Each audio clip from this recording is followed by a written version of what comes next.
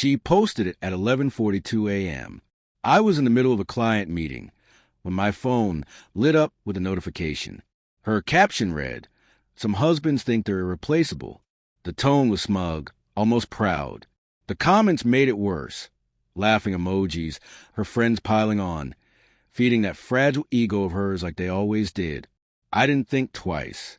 I typed back, "Good thing I'm not your husband anymore," locked my phone, excused myself, and walked out before anyone could notice my hands trembling, not from heartbreak, but from restraint. That was the moment I decided I'd no longer be her storyline. We met 7 years ago. Back then, she was pure sunlight, sneakers, loud laughter, and restless ambition. I was order and calm, the one who saved, planned, built. She once said I made her feel safe, and I believed her. Together, we created a quiet life, a small house, a shared calendar, and a future made of promises we thought would last. Then, she started to drift again. It began subtly. Longer showers, a new perfume she claimed was a friend's gift. Her phone flipped face down during dinner. I convinced myself not to overthink it. Suspicion corrodes love, or so they say. But love, when blind, doesn't see corrosion eating from within. The truth came one night through a sound. Her phone pinged past midnight. His name glowed on the screen. I opened the message. He's still asleep. "You're perfect." My heart didn't race. My breath didn't falter. I just watched the illusion collapse quietly. That night, I lay beside her, watching her sleep, and felt something cold settle inside me. She was never mine. Not really. Maybe she never had been. I didn't confront her. That would have turned it into a performance. Something dramatic she could twist into a victim story. No, I waited, observed, listened.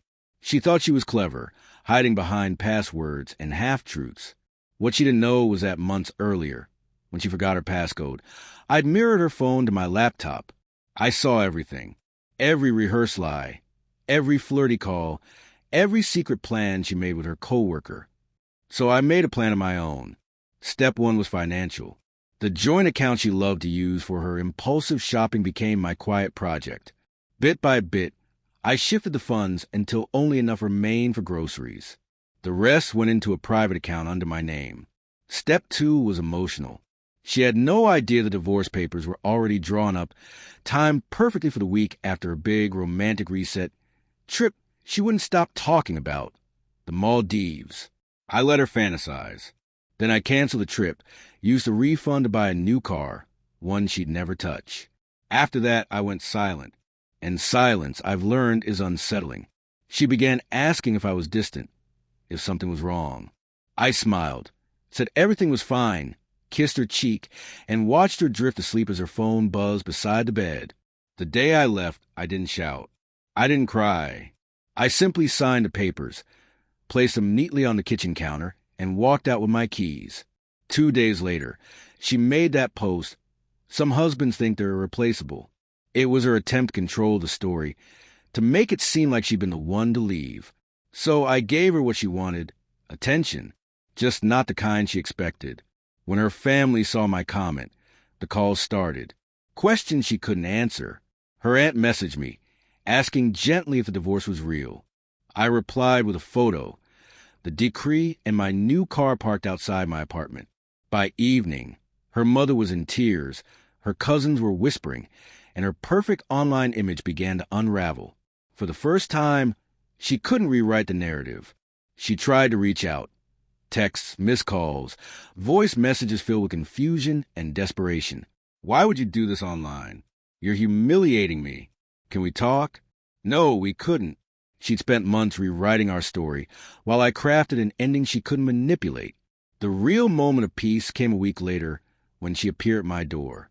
No makeup, red eyes, her voice trembling somewhere between anger and apology. She said she missed me, that she'd made a mistake, that she just needed space. I opened the door halfway and said, "You have all the space you need now." Then I closed it. Every now and then, I still see her posts, quotes about healing, self-love, and lessons learned. Maybe she's moved on. Maybe she hasn't. Either way, she's no longer my concern. Because truth is, Not all husbands are irreplaceable, but some ex-husbands, they're impossible to forget